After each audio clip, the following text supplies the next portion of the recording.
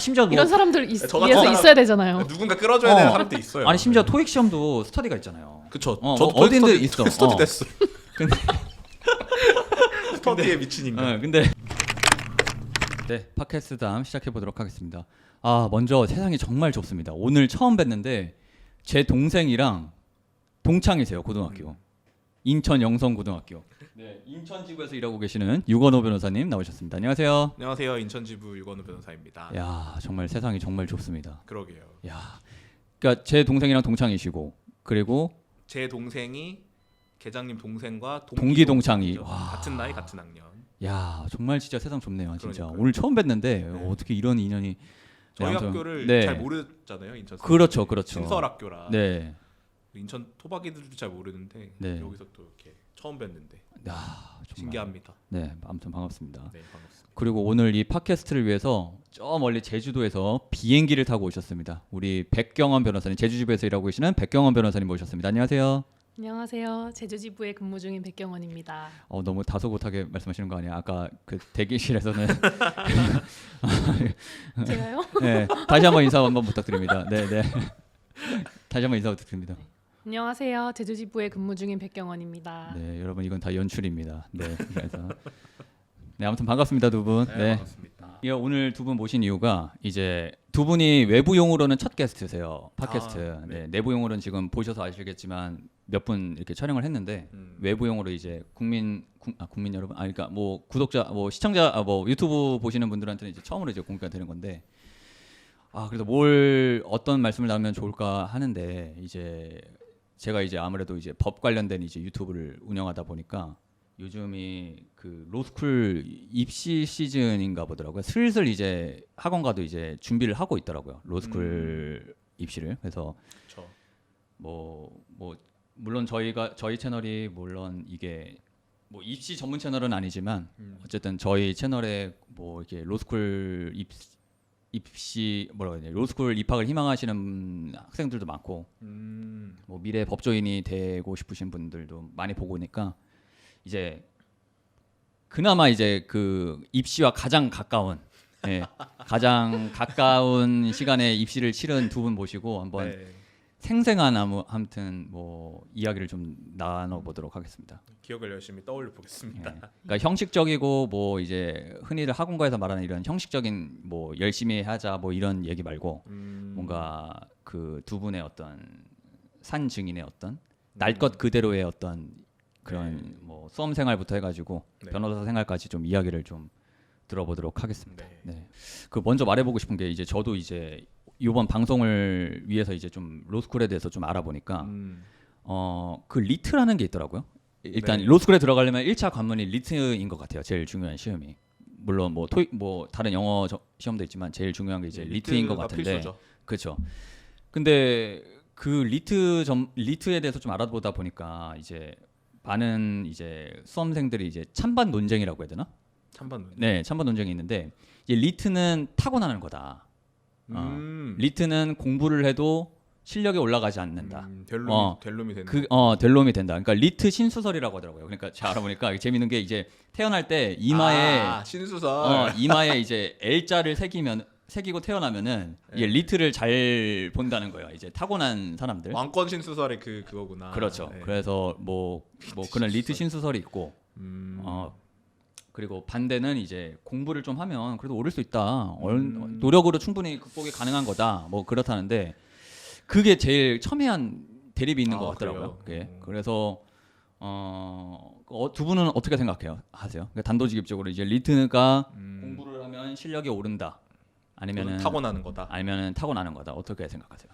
저는 둘 중 하나를 고르라면 그래도 공부를 하면 실력이 오른다가 더 맞는 것 같아요. 근데 사실 모든 시험이 그렇지만 리트도 이제 수험 적합성이 없는 사람이 분명히 있죠. 공부를 해도 안 되는 사람이 있고 잘 시험 성적이 안 올라오는 사람이 있어서. 근데 그렇다고 하더라도 아예 노력으로 커버할 수 없는 영역의 것이다. 이건 아닌 것 같아요. 이게 제 얘기 그냥 잠깐 하면은 제가 대학교 3학년 날 것 그대로를 하셨으니까 대학교 3학년 여름방학 때 그 리트를 처음 접했거든요. 로스쿨을 가야겠다 해가지고 알아봤는데 그때 이제 지금도 있지만 이제 뭐 로스쿨 입시 학원이 있어요. 뭐 M 뭐 로스쿨 해가지고 네네. 거기서 이제 그 입문반 그런 수강을 하는데 수업 첫날에 이제 레벨 테스트라고 해가지고 당시 리트 기출 문제들을 이제 그게 제가 알기로는 40문제인데 과목별로 네. 언어 40, 추리 논증 40문제. 근데 이제 20문제씩 추려가지고 레벨 테스트를 봤거든요. 네. 근데 제가 거기서 추리 논증 레벨 테스트에서 20개 중에 3개 맞았어요. 3개. 20문제 중에 3개를 20문제 맞았다고? 중에 3개 맞았어요. 17개 틀린 거죠. 그 3개도 풀어서 맞았다기보다는 뭐 이제 어쩌다가 맞은 거죠. 소 뒷걸음질 치다가 밟은 것처럼. 근데 그러면 40문제를 환산하면 40개 중에 6개 맞는 거잖아요. 그렇죠. 이러면은 사실 안 되잖아요. 통과가 안 되잖아요. 음. 그래서 그때 이제 그때도 그 신수설이란 말은 없었지만 있었어요. 이제 리트는 재능의 영역이다.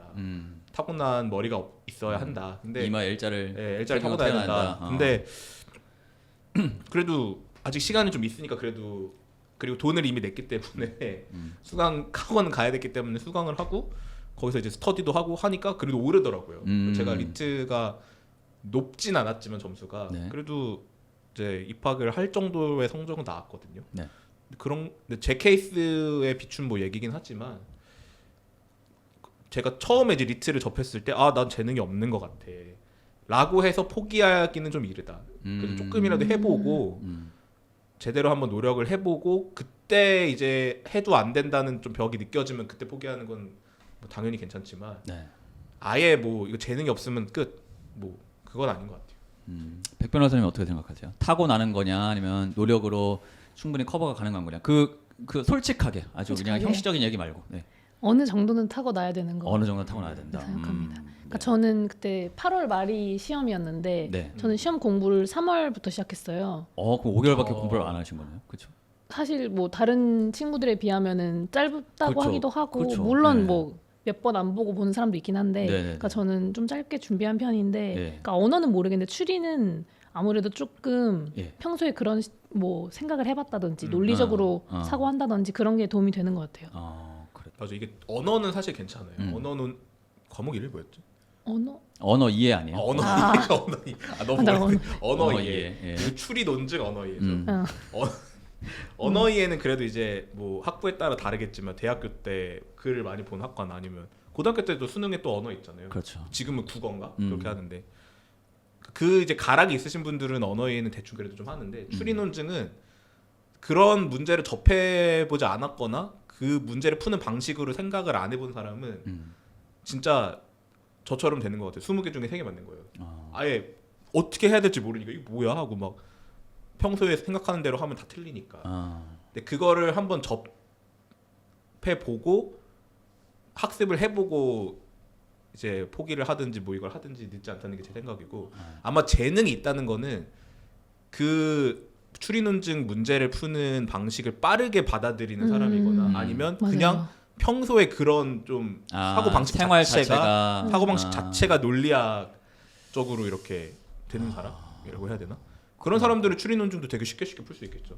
근데 아닌 사람들은 최소한의 시간이 필요하다. 근데 재능이 있으면 이렇게 5개월 만에 붙기도 하겠고, 정치 1년 반을 한 사람도 있는 거고.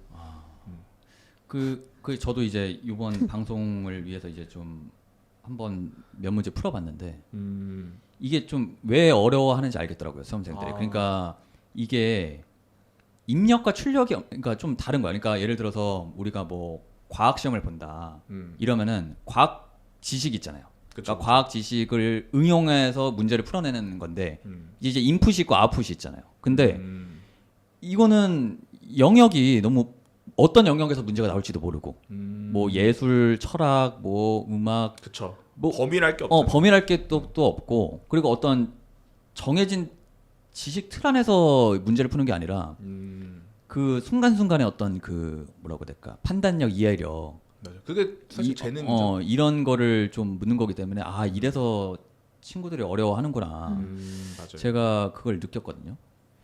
근데 그러면은 이거를 글쎄 어떻게 하면 실력이 될 수 있을까요? 어떻게 생각하세요? 지금 돌이켜 봤을 때 본인들의 수험 생활을. 예. 내가 지금 다시 돌아가면은 이렇게 공부하겠다. 예.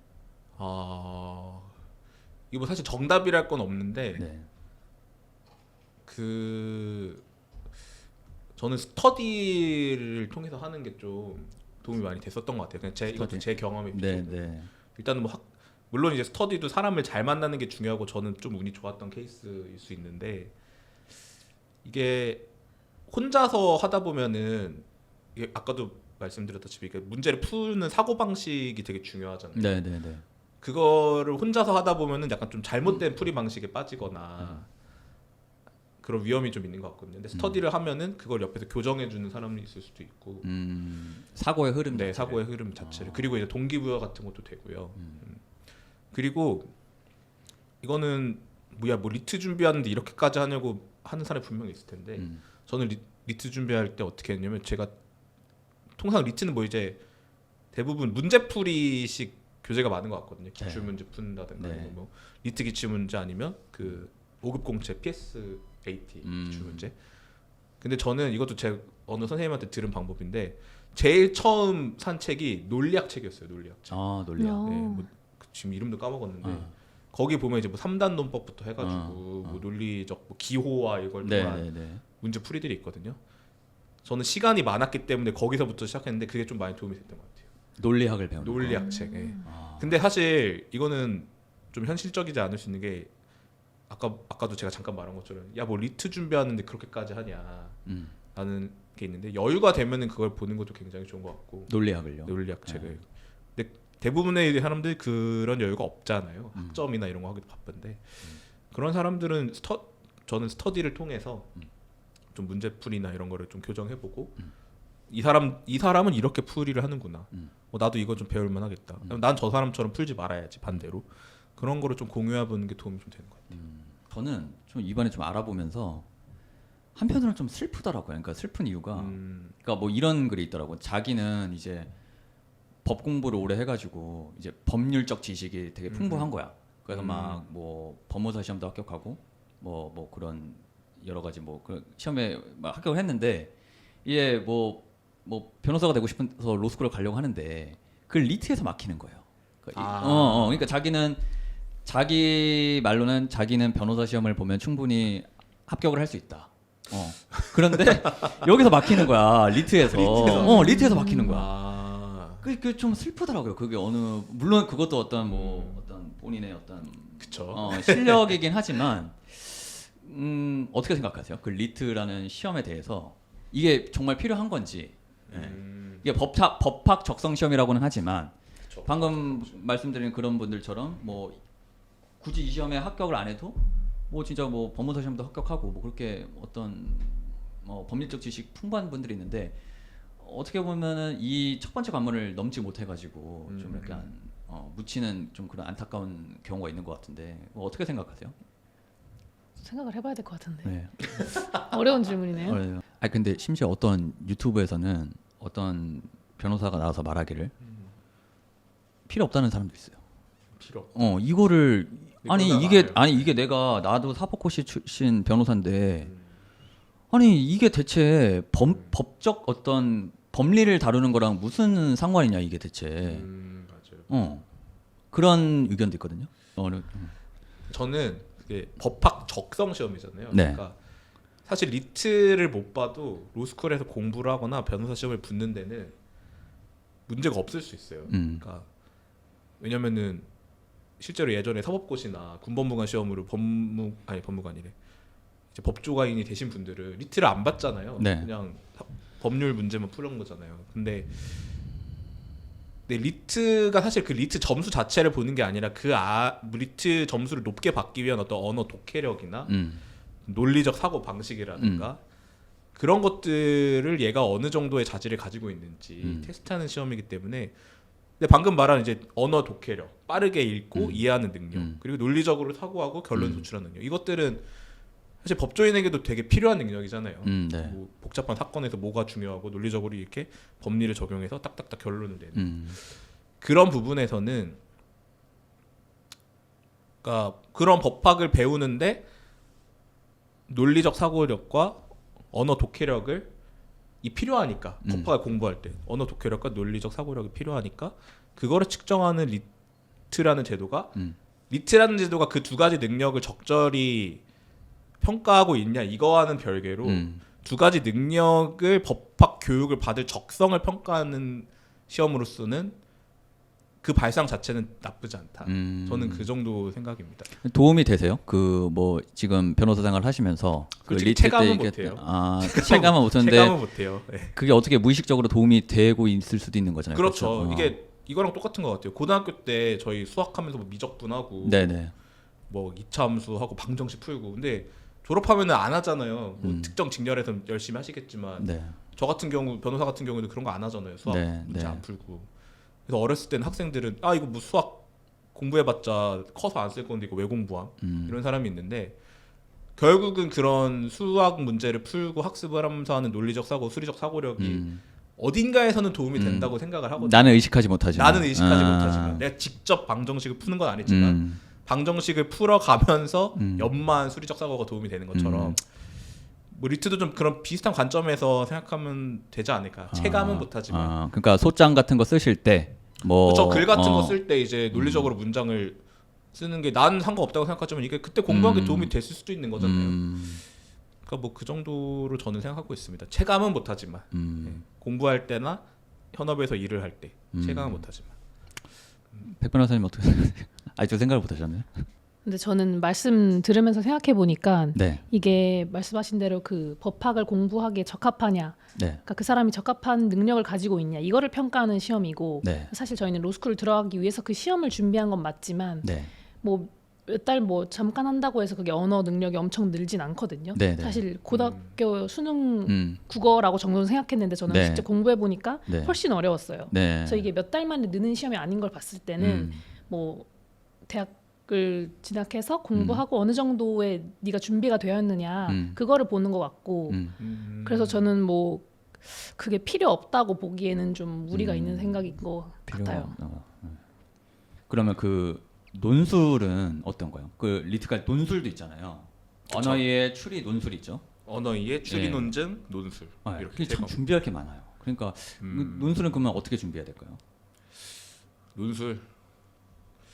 근데 이게 논술의 비중이 그 과목이 3개라고 해서 다 3개가 똑같은 게 아닌 게 언어랑 추리는 되게 중요하다고 사람들이 열심히 공부하지만 논술은 약간 좀 등한시하는 그게 있는 것 같아요. 지금은 어떨지 모르겠어요. 근데 제가 공부할 때만 해도 딱히 논술을 위해서 뭔가를 이렇게 하지 않았고 아까 제가 수업 그 강의 들었다고 말씀했잖아요. 3학년 때.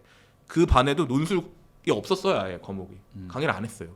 그러니까 리트 직전에는 좀 잠깐 이렇게 특별반 같은 게 열렸던 것 같고 논술을 따로 이렇게 준비하진 않았던 걸로 기억합니다. 저도 그냥 그 자리에서 바로 했어요.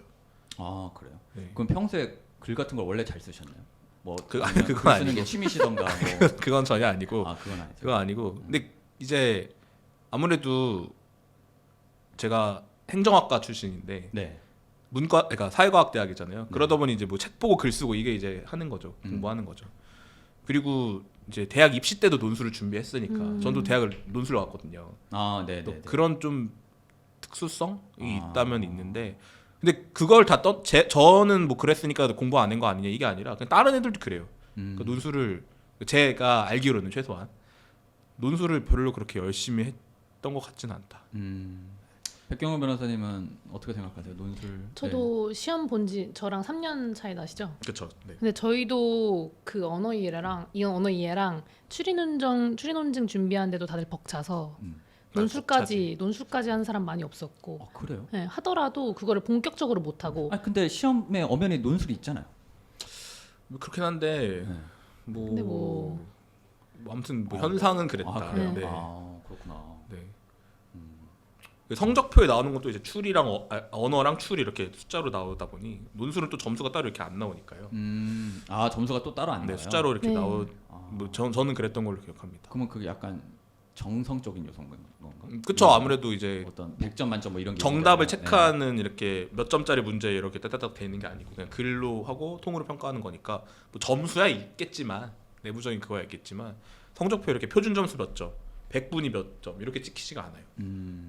물론 그렇다고 논술을 너무 막 무시해도 되는 그거는 엄연히 감옥에 있으니까 그렇죠. 무시하면 또 안 된다고 저는 생각합니다. 그리고 나서 중요한 게 면접이잖아요. 아, 그렇죠. 네.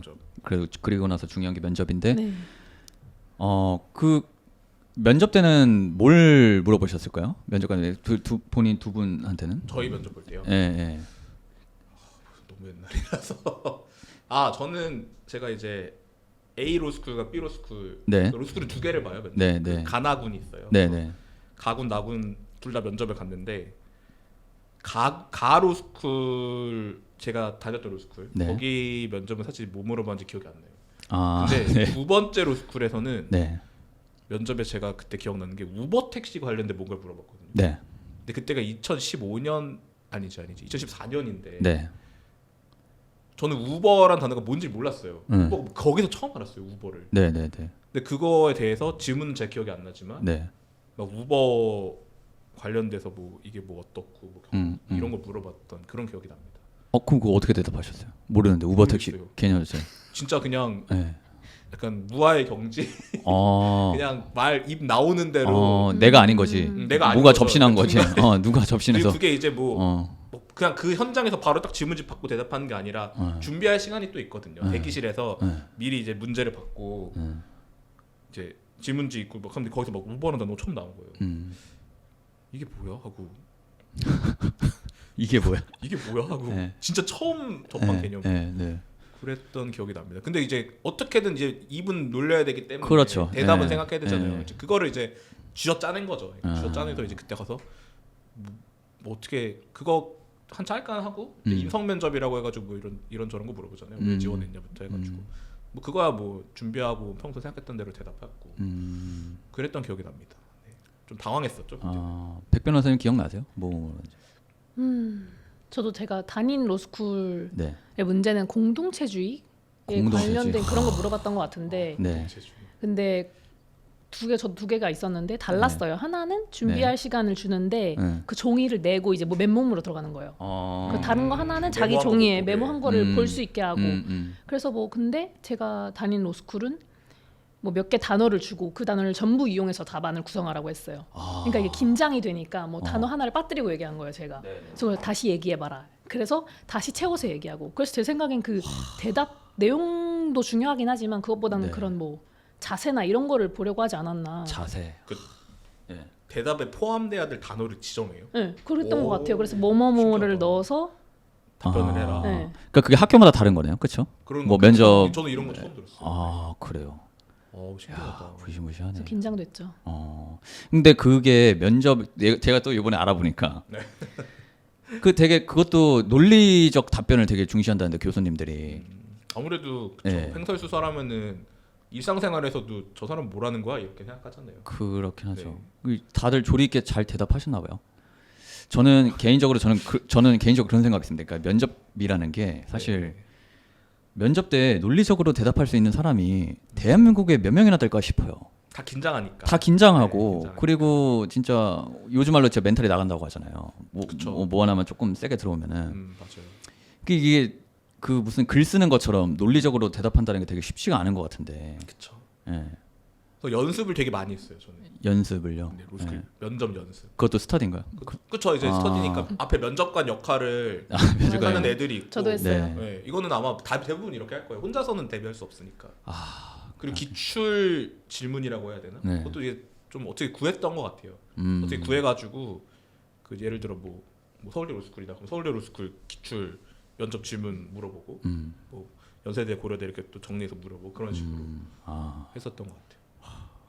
그게 근데 진짜 도움이 사실 암하고 하고의 차이가 크죠. 그리고 스터디에서는 오히려 이제 좀 친분이 있는 관계니까 더 좀 세게 물어볼 수도 있고 오히려 좀 압박 면접 연습식으로 좀 이렇게 해도 마음이 덜 불편하잖아요. 모르는 사람을 이제 갈구는 것보다는.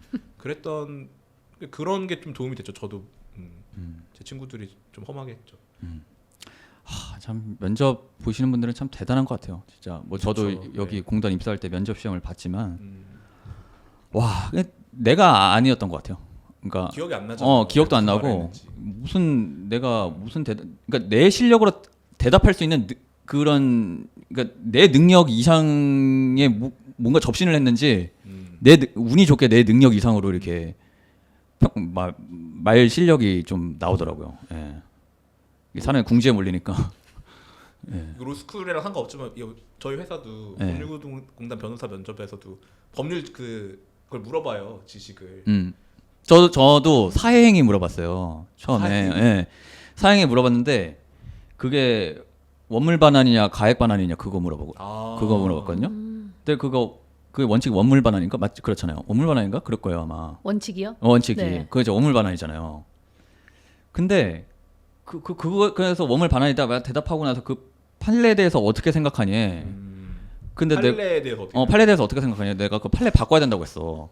근데 내가 근데 그게 대법원에서 판결한 건데 그 내가 그 뭐 이제 갓 회사 들어오는 애가 뭐 이렇게 바꿔야 된다 당돌하게 얘기하니까 그게 좀 어떻게 귀엽게 보였다고 해야 되냐? 아니면 뭐 당돌한 모습을 보였다고 해야 되냐? 그러니까 아마 정답을 맞추는 것도 중요하겠지만 뭐 틀리더라도 나름의 논리가 있게 틀리는 게 또 중요한 것 같아요. 로스쿨도 마찬가지고. 그렇죠. 그러니까 공동체주 이런 거는 뭐 답이 뭐가 있겠어요. 그쵸. 질문이 뭐였는지 모르겠지만. 그렇지. 그게 명확한 정답이 있는 것도 아니고. 그냥 내가 생각하는 게 있고 전달을 좀 조리 있게 나름의 논리를 갖춰서 또박또박 표현을 잘하면은 그 자체로 어느 정도 점수가 되는 것 같아요. 진짜 말도 안 되는 대답이면 안 되겠지만. 이게 수험생들 보고 계신데 이게 좀 제가 쓸데없는 말 하는 걸 수도 있는데 그러니까 방금 변호사님 말씀하신 것처럼 뭐 정확한 답변을 하는 것도 중요하지만 그렇죠. 왜 우리가 슈퍼스타 K 같은 거 보면 그 노래 좀 못해도 튀는 애들이 합격하거든요. 그렇죠. 그러니까 일단은 좀 이목을 좀 끌을 필요가 있어요. 맞아. 관심.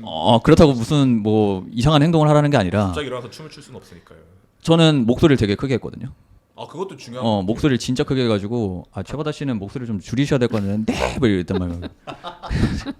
그래가지고 그 뭐 좀 그런 자신감 있는 태도도 되게 중요한 것 같아요. 중요한 것 같아요. 이런 것도 따로 막 학습을 하잖아요. 뭐 어떻게 해라, 손 어떻게 해라, 목소리, 아이 컨택 어떻게 해라. 네.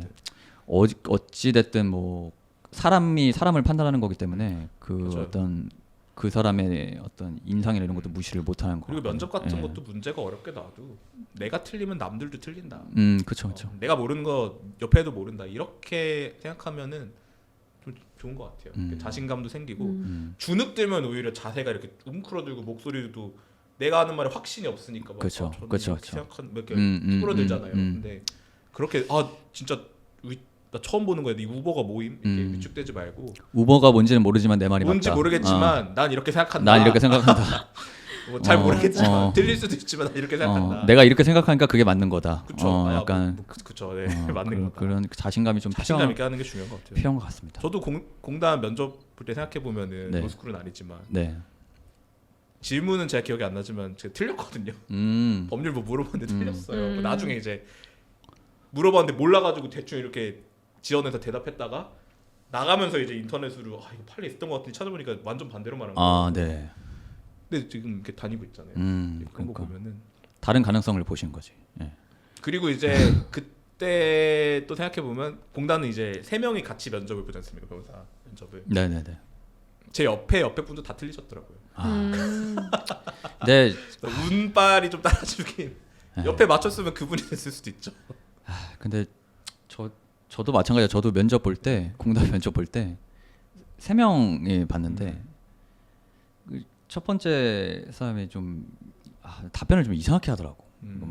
그런 것도 중요하죠. 근데 저 사람은 왜 답변을 저런 식으로 하지 했는데 막상 내 차례가 되니까 나도 이상하게 하고 있더라고요. 이게 면접이 정말 쉬운 게 아닌 것 같아요. 그렇죠. 근데 또 같이 이상하게 하더라도 먼저 이상하게 하는 거가 나중에 이상하게 하는 것도 다른 것 같아요. 인상이 먼저 이상하게 해버리면 이게 확 와닿잖아요. 시작부터 뭔 소리 하는 거야. 근데 그 사람 다음에 해버리면 약간 좀 가려질 수 있죠. 그렇죠. 원래 이상한 건가 하고 이제 묻힐 수 있는 거죠. 이 중요한 입시 관련해서 지금 얘기를 하고 있는데 이런 전통적 방식을 지금 해야 운도 중요해요. 자, 좋아. 그러면은 이제 합격을 했죠. 이제 다 리트와 면접이랑 관문을 거쳐서 이제 가군 나군 지원했는데 둘 중에 하나가 돼서 이제 로스쿨에 합격을 한 거야. 그래서 이제 대망의 이제 학교 생활을 하는데 어떠셨어요? 학교 생활은 이제 3년인가요? 로스쿨이? 네. 로스쿨이 3년이면 그러면 어떤가요? 뭐 1학년 때 뭘 배우며 2학년 때 뭘 배우고 뭐 간략하게 뭐 말씀해 주실 수 있을까요? 네. 그게 학교마다 커리큘럼이 달라서 네. 근데 저희는 1학년 때 민법을 거의 다 하고 1학년 2학기 때는 소송법을 시작했던 것 같긴 한데 네. 커리큘럼 있네. 잘 기억나세요? 지금 생각하고 있어요. 졸업한 지 너무 오래돼서. 커리큘럼이 저희 학교는 소송법을 1학년 때 했어요. 민사소송법을. 1학년 2학기 때 민사소송법하고 2학기 때 형사소송법을 아니지 2학년 1학기 때 형사소송법 시작했고 민법 형법은 1학년 때 다 했었던 것 같기도 하고. 저도 1학년 때 네, 가물가물한데. 그러니까 커리큘럼은 네, 근데 학교마다 다 다르고 근데 순서가 다를 뿐 배우는 거는 대부분 동일할 겁니다. 변호사 시험에 나오는 과목이 정해져 있고 또 옛날 사법 시험 때부터 내려줘오는 기본적인 그 요구하는 법에 대한 지식이 있기 때문에 민법, 형법, 민형사 소송법, 상법, 헌법, 그다음에 행정법 이렇게 7가지는 반드시 커리어 어떤 형식으로든 들어가 있을 거고. 네. 그다음에 거기서 이제 또 자기가 원하는 거 이제 찾아 듣는 거죠. 조금씩 여유가 되면. 아니 근데 그 제가 이번에 또 보니까 그 이게 로스쿨을 다니면서도 사교육을 받더라고요. 아, 그쵸. 그게 왜 그럴까요? 그게 그 로스쿨 안에서 교육 시스템만으로는 뭐 변호사 시험에 경쟁이 치열해서인 것 같아요. 제 생각에. 경쟁이 치열해. 무슨 뭐에 대한 경쟁이냐면 뭐 변호사 시험이 멀리 보면 궁극의 목표겠지만 네. 당장의 학점. 그 과목에 아까 말씀드렸다시피 과목에 정해져 있어요. 네. 과목에 정해져 있다는 거는 배우는 내용이 다 똑같다는 거잖아요. 그렇죠. 그럼 이제 똑같은 거를 배우고 또 정답이 또 정해져 있어요. 대부분 판례나 뭐 그런 것들. 네. 그럼 누가 더 많이 외우고 누가 더 효율적으로 많은 지식을 잘 표현하느냐의 싸움인데 학점 이제 A 플러스 좋은 성적을 받을 수 있는 사람들은 소수니까 또 학점이 또 나중에 졸업하고 나서의 진로를 결정하는데 또 중요하다고 하고 그러다 보니 이제 좀 소위 사교육이라는 것도 좀 하지 않나. 저는 그렇게 생각합니다. 경쟁이 너무 치열해요. 참 근데 그러니까 뭐 좀 이런 말하기 좀 그렇지만 참 돈이 많이 들 것 같아요. 사교육. 학비부터 해서 뭐 사교육까지 받으면. 그쵸. 사교육 뭐 어떤 형태로 하는지는 잘 모르겠. 저는 그런 걸 해본 적이 없어가지고. 저는 학교 공부랑 재 공부만 했었다 그래서. 모범생. 인터넷 강의는 안 들으셨어요? 인터넷 강의. 인강을 로스쿨 3학년 때 처음. 오. 그땐 도저히 안 되겠다. 아. 혼자서 2년 해보니까. 네, 저도 사실 그런 것도 있죠. 2년 해보니까 네. 못 따라가는 거예요. 이게 학점이. 네, 네. 그리고 스스로 그냥 느껴지죠. 학점은 사실 내가 공부를 잘해도 학점은 낮을 수 있잖아요. 근데 그냥 내가 느껴지는 거예요. 나 진짜 아무것도 모르네. 아니 근데 학점은 조금 낮아도 상관없잖아요. 어쨌든 궁극적으로 변호사 시험이 목표니까. 근데 학점 자체가 그게 되는 건가? 그 바로미터가 되는 거야? 내 실력에?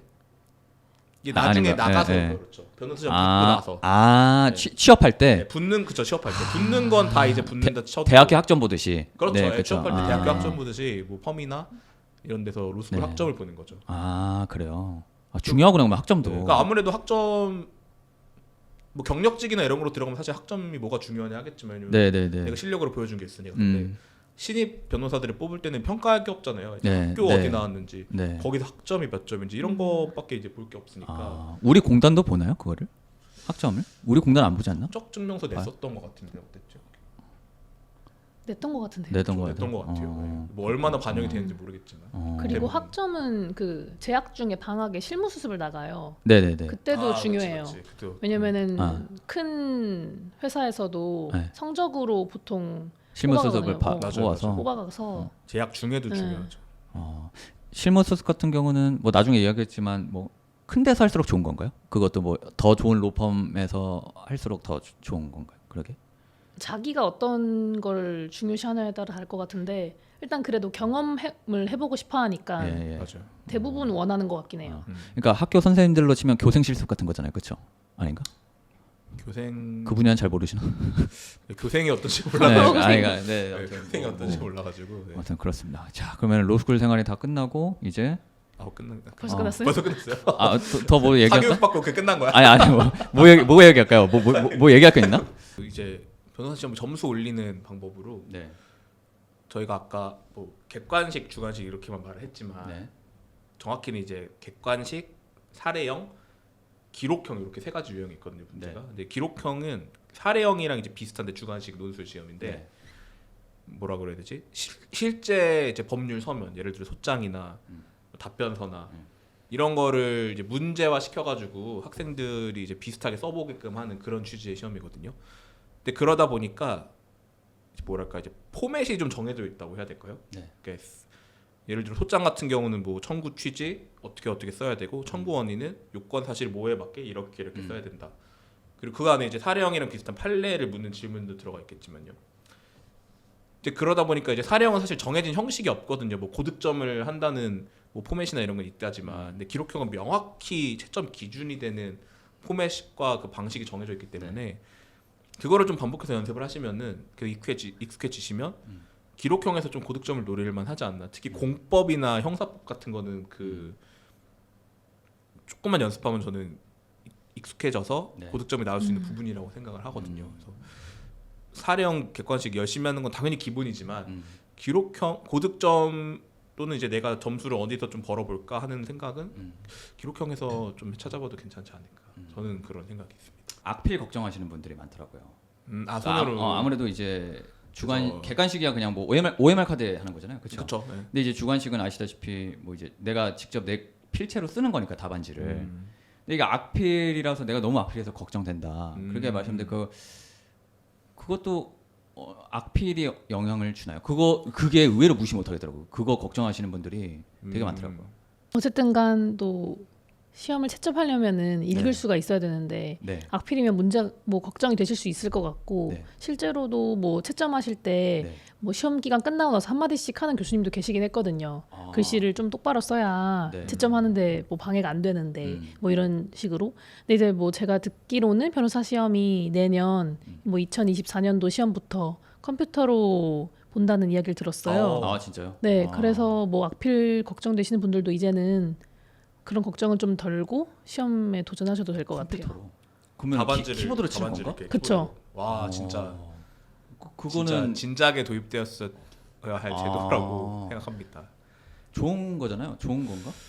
좋은 거죠. 도입했겠죠. 좋은 거죠. 네, 네. 좋죠. 예, 일단 쓰는 시간이 확실히 줄어들 거고 그쵸. 악필 걱정할 필요 없을 거고 오타 걱정은 뭐 하겠지만 오타보다는 악필이 사실 더 심각하거든요. 그러네. 그리고 사실 팔도 아프잖아요. 팔도 아프고 손도 아프고. 며칠 내내 그거 계속하면 마지막 날은 거의 뭐 그냥 맞아요. 이거 뭐 건초염오고 그래요. 예, 아픕니다. 근데 하긴 저도 이번에 보면서 그래 악필을 좀 걱정할 수 있겠다. 왜냐면은 내가 정확한 판례로 정확한 답안지를 작성했어도 너무 악필이야. 그러니까 못 알아볼 수준은 아니어도 알아볼 수준인데 어쨌든 그것도 사람이 채점을 하는 거잖아요. 그쵸. 인상이라는 걸 무시할 수. 그렇죠. 인상이라는 거 무시할 수 없고 교수도 사람인데. 그치. 그러니까 저희도 왠지 이렇게 악필 보면은 벌써 내가 그걸 읽는데 에너지가 짜증나죠. 짜증나잖아 벌써.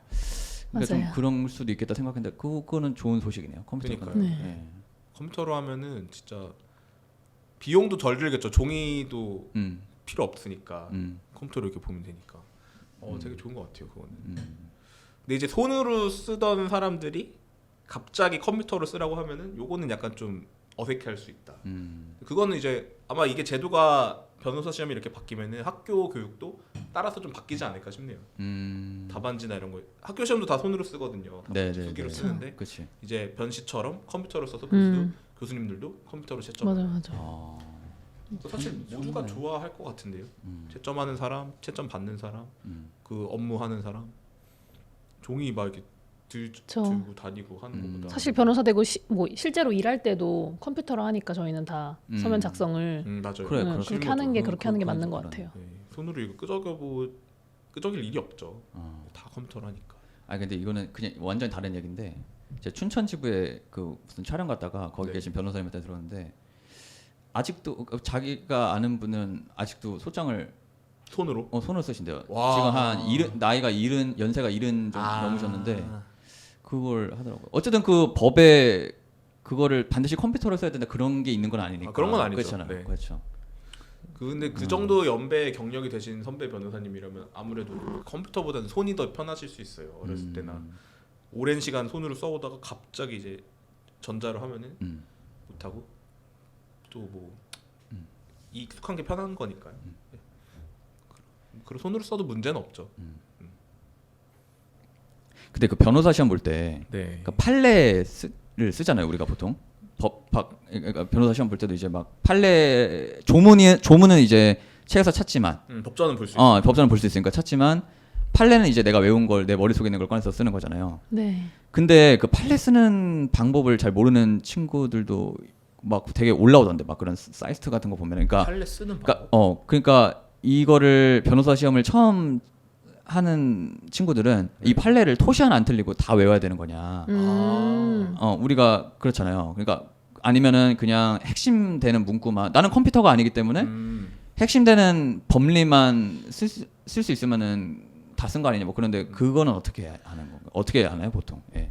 저는 뭐 그 판례 그 요지에서 중요한 단어만 외워서 근데 중요한 단어를 외우다 보면 네. 그 문장이 좀 생각이 나거든요. 그래서 구현할 수 있으면 똑같이 구현하는 게 제일 뭐 정확하겠고 그게 안 된다면은 외웠던 단어로만 써도 뭐 문제 없었던 것 같습니다. 토시 하나 안 틀리고 쓸 필요가 없다. 그런 핵심되는 법리만 토시 이제 하나 안 틀리고 쓰는 사람이 있을까요? 그게 불가능할 것 같아요. 운이 좋아서 뭐 하나는 그렇게 맞출 수 네. 있더라도 하다못해 조사 하나라도 다르겠죠. 이게 그쵸.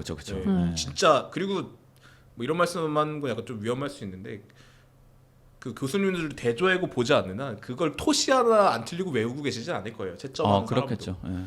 그러니까 뭐 당연히 똑같이 베껴 쓸 수 있으면은 진짜 카피한 것처럼 판례 내용이 100% 내 어떤 왜곡이나 오류 없이 답안지에 옮겨질 테니까 너무 좋겠지만 이게 인간이 불가능하다. 칩을 심지 않는 이상 불가능하니까. 그렇죠. 네.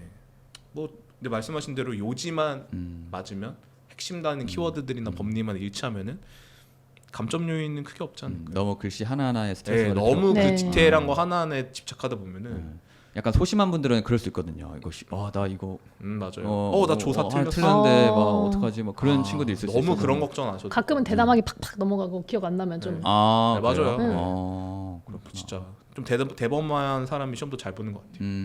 뭐 그래요. 과감하게.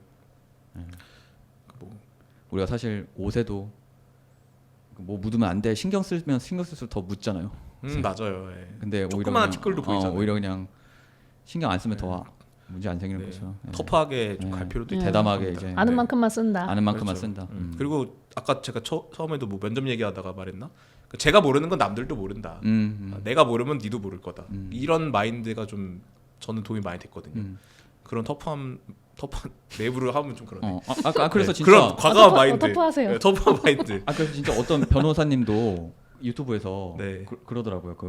그 변호사 시험 볼 때 모르는 문제가 진짜 한 번도 그런 거 뭐라고 해요? 불이타라고 하나? 불이타. 불이타라는 그래서 진짜 생전 처음 보는 문제가 나왔다. 어려운 문제. 그러면은 그 의기소침하지 말고 오히려 쾌재를 불러라. 그쵸. 왜냐하면은 맞아요. 주위 애들도 다 모른다. 얘들도 다 다 멘탈이 모른다. 누가 덜 터졌네 싸우면 되잖아요. 그러니까 쾌재를 불러라. 오히려 야호해라. 쾌재를 부를 만하죠. 항상 자신감. 그러니까 내가 모르는 걸 안다고 쓸 수는 없지만 멘탈 붙잡는 건 내가 노력하면 되잖아요. 그 순간에 어떻게든 한 글자라도 웃겨 넣는 게. 그리고 또 쉬운 시험보다는 어려운 시험이 낫지 않나요? 그렇죠. 쉬우면은 조금만 실수해도 바로 떨어지지만 너무 많이 차이가 어려우면 나버리는데. 다 답안지가 거기서 거기기 때문에 조금만 튀어도 조금만 잘 써도 점수가 올라갈 수 있죠. 그렇죠. 그래서 불이타는 당황스럽겠지만 사실 걱정할 필요는 없다. 불이타 나왔다고 나 시험 망했다. 근데 남들도 망했어요. 그거 하나로 망하지 않습니다.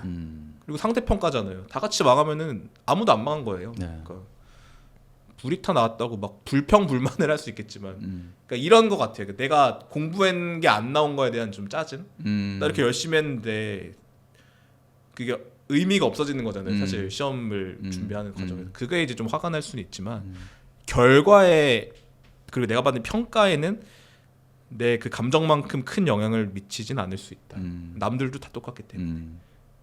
그러니까 너무 겁먹을 필요 없다. 네, 겁먹을 필요 없다. 특히 뭐 글씨 이거 판례 이거는 진짜 너무 좀 과한 고민인 것 같아요. 그런 고민을 하시는 사람이 있는 것도 전 몰랐어요, 솔직히. 저같이 이제 그냥 무던하게 사는 사람들은 그냥 그럴 시간에 공부한 자를 더 하는 게 낫다.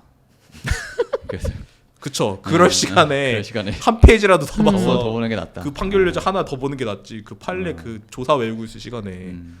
근데 실제로 그런 분들은 그런 걱정을 하시는 분들도 판례 다 못 외울 거예요. 네. 괜찮다. 로스쿨 입학해서 이제 어디서 사신 거예요? 다 두 분은 집에서 이제 출퇴근이라 등하교라고 하나? 등하교를 이제 출교라고 할 뻔했네. 거기에서 이제 집에서 하신 건가요? 아니면 뭐 기숙사가 있는 건지? 예. 저는 집에서 다녔고요. 버스 타면은 한 20분, 25분 정도 걸려서 저는 3년 내내 집에서 다녔고. 네. 근데 다른 동기들은 대부분 다 학교 근처로 숙소에서? 점점 다 모이더라고요. 기숙사 아니더라도 그 주위에 네, 있는- 다 모여 살더라고요 이제. 그래요? 기숙사 사는 것도 좋지 않나요? 어떠셨어요? 저는 2년은 자취하다가 1년은 기숙사 들어갔어요.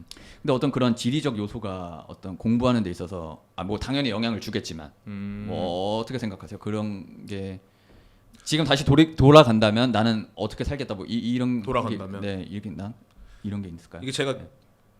저는 이제 학교랑 집이 좀 멀어서 자취를 시작한 면도 있는데 통학이 이제 불가능하진 않았거든요. 네, 마이크 좀만 가까이 주시고. 네. 통학이 불가능한 거리는 아니었어요. 네. 그러니까 내가 조금 무리하면 통학할 수 있었는데 그 들어오기로 딱 결심한 그게 뭐냐면 아까도 경쟁 얘기 잠깐 말했는데 네. 이게 그 경쟁의 요소가 있었던 것 같아요. 그러니까 통학 거리를 조금이라도 줄여가지고 그 시간에 내가 책을 한 자라도 더 봐야겠다. 네. 공부를 뭐 그런 거 있잖아요. 뭐 사무실에 이렇게 락구락구 갖다 놓고 먹고 자고 하는 것처럼 거의 네, 네. 그런 느낌으로 학교에 붙어 살면서 내가 최대한 시간을 공부에 올인을 하겠다. 그런 마인드로 이제 학교 앞으로 가서 살았던 것 같고 아마 그 동기분들이 모여든다는 것도 좀 그런 요인이 있었을 것 같아요. 그러니까 통학하면서 공부하기가 좀 벅차니까 그냥 아예 네. 내 주거를 학교 쪽으로 옮겨버리겠다. 제가 기숙사에 들어간 것도 제 자취방이 학교에서 한 걸어서 20분 거리에 있었거든요. 네. 그거의 체력과 시간을 아껴보겠다고 3학년 때 기숙사 들어간 거예요. 기숙사가 비어서 들어간 것도 있지만 네. 조금이라도 더 이제 학업에 집중을 하고 싶다 그런 마음으로 들어간 거죠.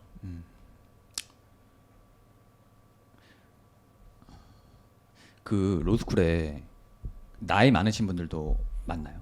그러니까 많죠. 저도 계속 말이 반복되지만 이번에 또 알아본 것 같아. 자세히 좀 알아보니까 그 나이 때문에 되게 뭐 나이 많으신 분들도 도전을 많이 하시던데 많이 하시죠. 예, 어떻게 뭐 지방 로스쿨 같은 경우는 이제 좀 연세라긴 좀 그렇고 어쨌든 나이가 좀 있으신 분들도 꽤 있는 것 같더라고요. 맞아요, 맞아요. 어떠셨어요? 두 분 학창 시절 두 분 생활은 학창 시절이죠. 뭐. 네, 학창 시절. 네. 저는 이제 4년 칼 졸업을 하고 바로 로스쿨 들어간 케이스라 네. 대부분 저보다 이제 나이가 위인 사람이 많았죠. 특히 남자 동기들은 네. 형님들이 많았고 아니면 저랑 비슷한 연배거나. 근데 그 나이가 많으신 분들은 근데 또 지금은 또 다를 거예요. 왜냐면 시간이 많이 지났기 때문에 이제 주로 법대에서 사법시험을 준비하다가 이제 로스쿨로 전향하신 분들 아니면 아예 다른 일을 하다가 네. 나 변호사 자격증을 따야겠다 해서 들어오신 분들 그런 분들이 이제 나이 많은 신입생들 입학하시고 지금은 근데 이제 법대가 주요 학교들에서 법과대학에 사라진 지 시간이 꽤 많이 지났기 때문에 네. 법대에서 사법고 시험 준비하시다가 로스쿨로 들어온 사람의 비율은 지금은 거의 없지 않을까 저 그렇게 생각합니다. 아니 뭐 그런 소문이랄까 뭐 그런 설도 있다고 뭐 나이 많으면 로스쿨 못 간다. 뭐 젊은 애들만 뽑는다. 애초에 로스쿨의 제도 자체가 젊은 변호사들을 양성하기 위한 게 목표다. 나이 많으면 포기해라 뭐 이런 말이 있던데 그런 거 어떻게 생각하세요? 근데 일단 저 입학할 때 동기 중에 저보다 나이 많은 사람 최고로 많은 사람은 11살 정도 차이 났던 것 같은데. 네네. 근데 뭐 별 무리 없이 공부 잘하시고 네. 시험도 잘 보시고 네. 하시는 거 보고. 네. 근데 다른 학교는 얼마나 어느 정도 나이가 입학하시는지 모르겠는데 네. 그 나이가 중요한지는 그러니까 저는 아는 바는 없어서 혹시 뭐 알고 계신 거 있으시면 말씀해 주시죠. 근데 저희 학교도 나이 많은 사람 꽤 있었어요. 10살까지는 잘 모르겠는데 뭐 대여섯 살은 흔했고 네. 대부분 형이었고 그런 분들도 문제 없이 잘 하고만 하셨습니다. 근데 그분들이 이제 들어오는 과정에서 얼마나 나이 많은 사람이 얼마나 비율로 걸러지고 이건 잘 모르겠어요. 사실. 그렇죠. 근데 안에 들어와 보면 이제 그렇게 그게 되나라는 생각이 들고 뭐 근데 그건 있죠. 이제 학교별로 연령대가 좀 이렇게 차이가 네. 나는 경우도 많죠. 이제 수도권에서 있는 수도권 로스쿨과 비수도권 로스쿨 이렇게 두 개를 비교해 보면은 후자가 뭐 평균 연령대가 좀 더 높다 그런 건 있긴 하더라고요.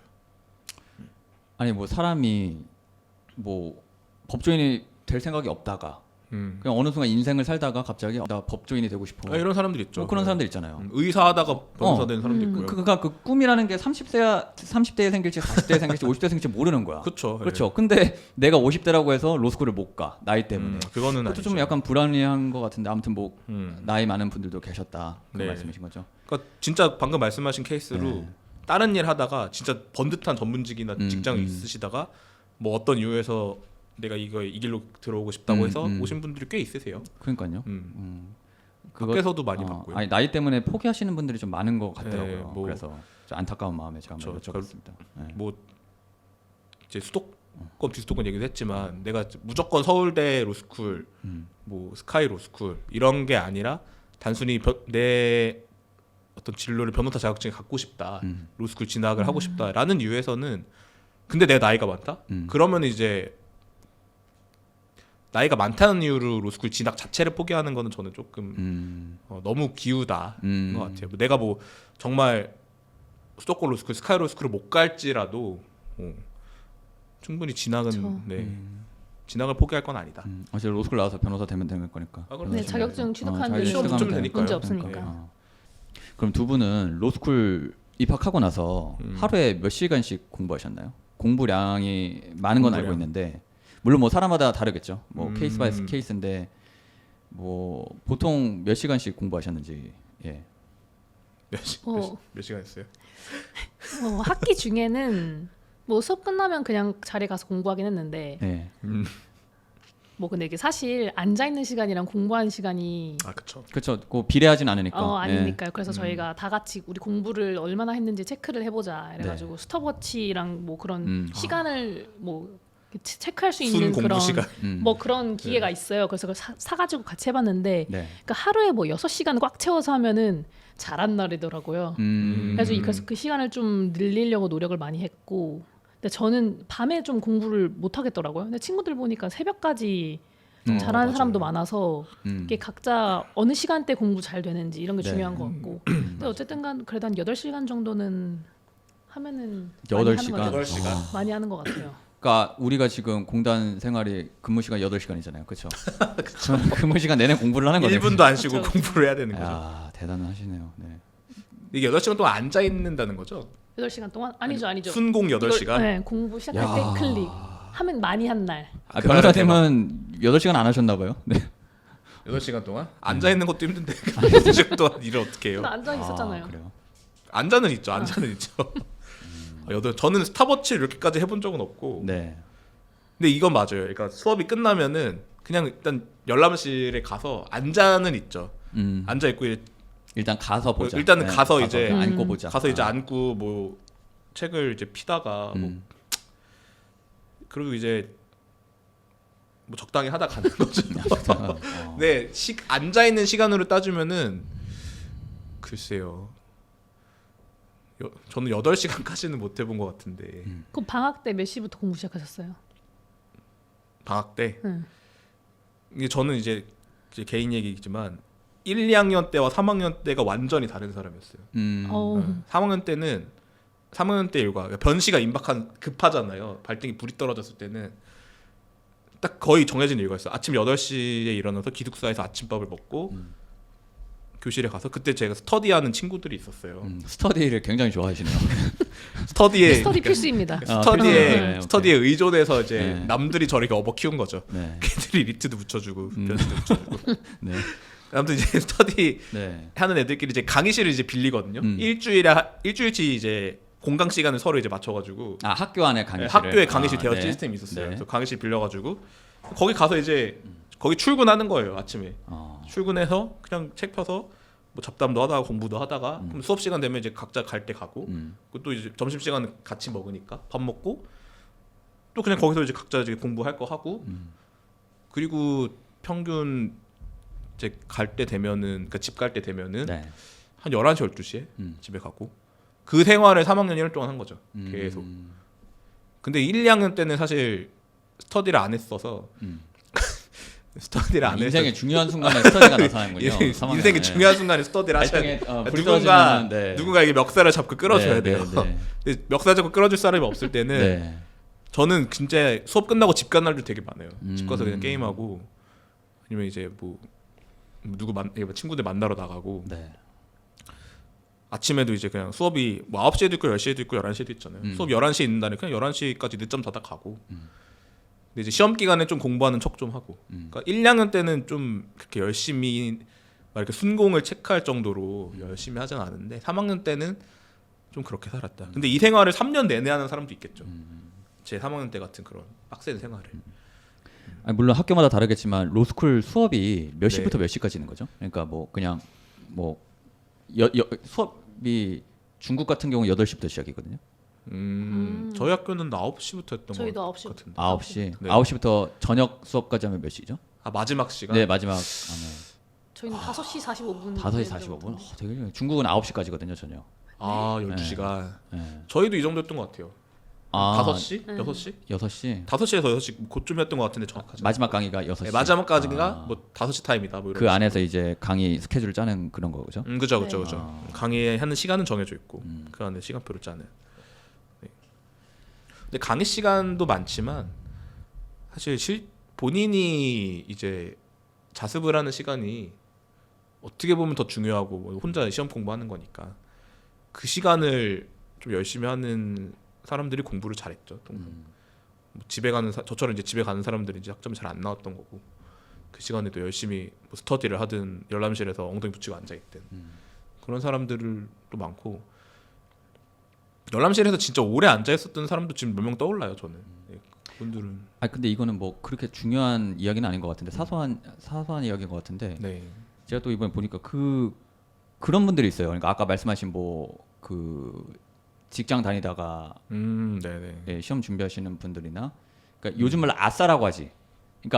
그러니까 예를 들어서 그냥 내가 대학생이면은 네. 처음으로 대학생활을 하는 거면은 이제 네. 막 뭐 대학생활도 즐기고 그러는데 뭐 직장 다니다가 아니면은 뭐 다른 일 하시다가 이렇게 오신 분들은 사실 이렇게 뭐 학교 생활의 캠퍼스 라이프를 누리는 게 목적이 아니라 일단 변호사 시험을 볼 수 있는 자격을 졸업을 하는 게 목적이니까 나는 사람들이랑 별로 인간관계를 가지는 게 로스쿨 안에서 피곤하다. 뭐 그런 의견도 있더라고요. 그런 걸 걱정하시는 분들도 있더라고요. 심지어. 걱정한다. 그러니까 피곤할까봐 걱정되는 거예요. 어쨌든 로스쿨도 하나의 인간 관계를 그 안에서 사회생활을 그래서 사회생활을 해야 되는데 뭐 어떻게 아니 나는 그 아싸로 살고 싶은데 조용히 공부만 하고 싶은데 이게 학교 생활을 하다 보면 뭐 술자리도 생기고 그럴 수 있죠. 뭐도 네. 하고 근데 내가 지금 이 나이에 지금 그러고 맞춰주면서. 싶지 않다. 뭐 솔직한 심적으로 그런 말씀을 하시는 분도 있던데 네. 어때요? 그런 생활적인 측면에서는 어떤가요? 뭐 본인이 원하면 그렇게 살면 되는 거 아닐까요? 아 그래요? 네. 그게 물론 그렇게 살면 되는데 사람이 자기 마음대로 될 수가 없잖아요. 네. 근데 강요하거나 그러지는 저는 못 느꼈던 것 같은데. 아 그래요? 네. 오히려 좀 대학생 때보다는 훨씬 더 개인주의적인 것 맞아요. 같고 아 그래요? 원하는 사람들만 좀 모여서 맞아요. 뭐 스터디하고 네. 스터디하고 스터디하고 네. 스터디 안 하면 되죠. 그래서 또 아싸로 살고 놀기도 싶으면. 놀고. 또 마음 맞는 사람들끼리는 또 만나서 어울리고도 그쵸. 하고. 아예 그렇죠. 뭐 인간관계를 진짜 닫고 살게 하는 거라고 그래도 한둘은 있을 거잖아요. 뭐 그런 사람들이랑만 어울리면 되는 거고 그것도 싫으면은 진짜 혼자서 강의 듣고 자습하고 그쵸. 강의 듣고 자습하고 이것만 해도 저는 그러니까 로스쿨은 이렇게 뭐 모여서 학과 행사하고 이런 게 전혀 없거든요. 네, 네. 그냥 대학 뭐 지금은 모르겠는데 제가 다닐 땐 그랬어요. 그러니까 뭐 압박을 느낄 필요가 없죠. 내가 단체 생활을 해야 된다거나. 그래서 공부만 하고 싶으신 분들은 진짜 공부만 할 수 있는 딱 최적의 환경이라면 환경인 것 같아요. 자 그러면 이제 변호사 시험이 몇 월이죠? 이제 변호사 시험을 봅니다. 이제 로스쿨 졸업하고 1월이요. 1월이요? 네. 그 졸업보다 빠르네? 그렇죠? 아닌가? 2월이 졸업식 아닌가요? 네, 졸업식 네. 2월. 졸업식보다 빠르죠. 그럼 변호사 시험을 1월에 보고 1월에 보고 결과가 언제 나오죠? 졸업식 4월에, 전에 나오나요? 4월에 나와요. 아 4월에 나와요. 졸업하고 나오구나. 떨어질 수도 있어요. 그러면 이제 그러면 변호사 시험을 봅니다. 이제 두 분은 이제 한 번에 합격하셨나요? 두 분은? 그죠. 네. 그걸 초시 합격이라고 하나? 네, 초시. 전문 용어로? 네, 일제에 합격했다. 어떠셨어요? 합격하셨을 때 기분이? 합격했을 때, 네. 좋죠. 좋고. 인터넷으로 확인하겠지 당연히. 네, 종이가 오진 않을 거 아니야. 종이가 우편으로 보내주고. 순간 어제 본 영화가 생각나가지고 어제 본 영화가 70년대 영화인데 좀 합격 통지를 그걸로 하더라고. 근데 네, 이게 우편으로. 약간 좀 더 짜릿하겠다. 그러니까 뭐 인터넷으로 당연히 하겠죠. 네, 그죠, 확인을. 그죠. 수업번호 학교 홈페이지에서 학교 홈페이지가 아니라 그 있어요. 법무부 홈페이지였나요? 법무부 홈페이지. 법무부 변호사 시험 홈페이지인가? 뭐 거기서 이제 수험번호 치면은 딱 들어가는데 딱 치면 나오는 거죠. 어떠셨어요 기분? 솔직히 합격했을 때 기분은 지금은 안 떠오르는데 제가 컴퓨터 앞에 이렇게 앉아 있다가 네. 결과가 나왔다는 소식을 듣고 이렇게 수험번호 쳐서 이제 제 이름이 있잖아요. 수험번호가 있잖아요. 저는 되게 담담할 거라고 그때 생각했었는데 뭐 합격했으면 했고 떨어지면 떨어졌겠지. 담담할 거라 생각했는데 그걸 보자마자 제가 소리 지르면서 거실로 뛰어나갔던 기억이 나요. 엄마가 이제 같이 방에 계셨을 때 붙었다고 막 이렇게 소리치면서 뛰어나간 기억이 납니다. 기뻤던 거겠죠, 그만큼. 네. 부모님 반응은 어떠셨어요? 부모님도 뭐 같이 소리치지 않았을까 기억이 잘 안 나지만 저보다 더 기뻐하셨겠죠. 뭐 자식 일인데. 참 자랑스러우셨겠네요. 백 변호사님은 돌이켜 보면 어떠셨나요? 합격하셨을 때 딱 합격의 순간에. 예. 그 발표 예정일이 있는데 예. 그 전 며칠이 좀 긴장된다고 당연하죠. 하더라고요. 예, 당연하겠죠. 예. 그래서 친한 친구들끼리 양양으로 여행을 갔어요. 좀 잊어보자. 근데 친구 한 명께서 한숨 계속 쉬고 친구가 한숨을 왜? 그분들 로스쿨생. 그쵸. 로스쿨 그분들 동기 3명이서 시험 시험을 같이 보고. 본 친구 같이 3명이 여행을 해봐야죠. 간 거예요. 그래서 한 명 계속 한숨 쉬고 우리 막 붙네 안 붙네 하다가 돌아가고 있었어요. 돌아가는 차에서 발표가 난 거예요. 그럼 같이 확인을 한 거야? 아니 어떻게 그게 가능하지? 그러니까 근데 같이 안 보기로 했어요. 안 봐야지. 근데 운전자가 친구고 저는 조수석에 있었고 뒤에 앉은 친구가 이거를 어기고 본 거예요. 판도라의 상자를 열었구만. 못 참았구나. 판도라의 참을 상자를 수가 열었구만. 없었다. 예, 예. 그래서 못 참지 사실. 근데 다행히 셋 다 붙었어요. 네, 와. 박수 그래가지고- 한번 합시다. 그래서 그래서 친구가 그걸 말해주고 우리 붙었다. 셋 다 셋 다 붙었다. 붙었다. 얘기해줘가지고 보길 다행이다 잘했다. 하고 그 중에서 이제 한 명만 떨어졌어도 이제 분위기 이상해지는 거 아니야. 그쵸, 운전자가 그럴까 봐. 만약에 예, 떨어졌다. 그럼 그쵸 그냥 그럴까 봐 바로 가드레. 운전자가 떨어지면 이제 운전자가 떨어지면 큰일 이제 나는 거야. 조용히 이제. 이러고 해야 되는 거야. 심기 거스르면 안 돼. 야 정말 생각보다 그렇죠. 아슬아슬하다. 지난 일이지만. 근데 그거 못 지킬 합의긴 하다. 그죠? 그쵸. 나왔는데 이거 어떻게 안 봐? 그러니까. 이거만 그쵸. 기다리고 있는데. 그래서 그럼 부모님한테 전화를 하셨어요. 그래서 바로. 그래서 그게 또 집 근처에 내려줬어요 친구가. 내려줬는데 뭐 아버지가 먼저 보셨더라고요. 그래가지고 축하한다 이렇게 와가지고 어차피 친구가 안 봤어도 저는 제가 확인하기 전에 부모님이 먼저 그렇겠네. 그래가지고 뭐 어머니한테는 연락 드렸죠. 야 근데 진짜 다행이다. 야. 저는 그날 집에서 이제 노트북으로 확인했는데 네. 아까 그 스터디 했다 했잖아요. 네, 걔네들이 네. 이거 볼 것 같은데 네. 스터디 했다 했잖아요. 그게 저 빼고 2명, 그러니까 3명이 스터디한 거였는데 그 전부터 계속 이제 그날 하루 종일 그 단체 카카오톡 방으로 얘기하고 있었어요. 뭐 오늘 발표인데 뭐 이제 시덥잖은 얘기부터 해가지고 뭐 나 이러면서 기다리고 있다. 긴장되니까 셋이 이제 떨어져 있어도 이제 같이 본단 말이에요. 그리고 감정이 공유가 되는 거죠. 그래서 감정이 이제 싱크가 되는 거잖아요. 네. 네. 그리고 발표가 딱 났는데 네. 2명이 붙고 1명이 떨어졌었어요. 그때. 그 이제 저는 이제 보고 이제 막 소리쳐서 오프라인으로 환호하고 이제 그 단톡방 가가지고 네. 붙었다고. 그래도 눈치 없이 그렇게 말씀하셨구나. 한 명 떨어졌는데. 그 명단을 확인하셨어야 되는 거 아니에요? 근데 그게 수험번호만 나오잖아요. 수험번호만. 근데 이름만 뜨는 버전도 있잖아요. 저는 수험번호 버전만 보고 이제 그런 이성적인 냉정한 판단을 할 수 있는 상황이 아니에요. 그래요. 근데 이제 수험번호 그렇구나. 시켜보고 이제 단톡방에 나 붙었다고. 네. 또 한 명도 자기도 붙었대. 네. 근데 그 다음에 이제 마지막으로 나 떨어짐. 바로 대화 중단. 수견. 그날 하루 종일 몇 시간 동안 시끌시끌하던 카톡방인데 바로 조용. 그러니까 그래서 제가 스터디를 못 하겠다니까. 그러니까 저도 이거 공단 준비할 때 공단 이런 것도 뭐 공공기관 무슨 스터디 같은 게 있단 말이에요. 취업 스터디 같은. 그러니까 스터디는 어디든 있는 것 같아. 뭐 토익 심지어 뭐 이런 사람들 저 같은 위해서 사람- 있어야 되잖아요. 누군가 끌어줘야 되는 사람도 있어요. 아니 심지어 토익 시험도 스터디가 있잖아요. 그쵸. 어, 저도 어딘데 스터디, 있어. 스터디 어. 됐어. 근데 스터디에 미친 인간. 근데 근데 나는 그런 거 못 하겠더라고. 왜냐면은 방금 말씀하신 그래요? 것처럼 아니 그렇게 다 으쌰으쌰 공동체주의로 진짜 했는데 누군 잘 되고 누군 잘 되고 누군 못되고 얼마나 그 민망해요 그게. 그쵸. 네. 난 그 느낌이 너무 싫어가지고 나는 그런 못 견디는 사람이 있을 수 못 있죠. 견딜 것 같더라고. 그래서 일부러 그런 거 안 하는데. 그게 내가 안 된 사람이 내가 아니더라도 네. 다른 사람 같이 했는데 나만 살면 좀 그러니까. 그쵸. 네. 그 마음이 따뜻하신 분이네요. 그러게요. 저요? 감사합니다. 네. 생각해봐. 방금도 방금은 2명 붙고 1명 떨어지신 거지만 만약에 나 혼자 붙었어 봐. 나만 붙었어 봐. 와, 상상만 해도 걔네들 지금 연락 안 했겠죠 저랑. 지금 연락 안 하시죠 그분들이랑? 아니요. 진짜. 이거 볼 것 같은데. 그래서 그 떨어진 분 붙었어요 그 후로? 네, 다음 시간에 붙었어요. 다행이네. 다음 시간에 붙었어요. 그럼 다행이네. 그럼 다행이네. 상상만 해도 아찔하네요. 그러니까. 변호사 시험이 5번 안에 붙어야 되잖아요, 그렇죠? 네. 그래서 요즘 뭐 오탈자라고 해가지고 이제 더 이상 이 대한민국 땅에서 변호사를 못하는 대한민국 경우가 땅에서. 있는 건데. 그렇죠. 그러니까 5번 중에 1번을 이제 떨어지면 사실 뭐 타격이 크죠. 그리고 지금은 모르겠는데 통계상으로도 초시 합격률이 제일 높고 재시, 3시, 4시로 갈수록 이 합격률이 떨어진다고 하더라고요. 개인에 있어서. 네, 응시생들의 합격률. 이게 상식적으로는 2년 공부한 사람이 1년 공부한 사람보다 이제 더 잘 붙어야 된다고 생각이 들잖아요. 오래 공부했으니까. 근데 통계로 보면 또 그게 아니라 하더라고요. 근데 원래 우리 대학교 입시도 재수할 때가 성적이 더 안 나오지 않아요? 아닌가?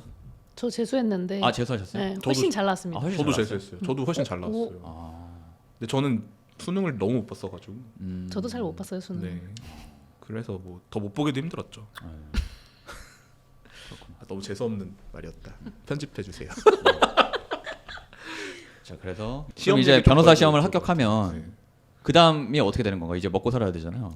예. 그다음에 이제 뭐 각자의 각자의 길이 있겠지만 보통 뭐 어떻게 뭐 로펌을 들어가던가 아니면 두 분처럼 공단을 들어오던가 뭐 그렇게 할 건데.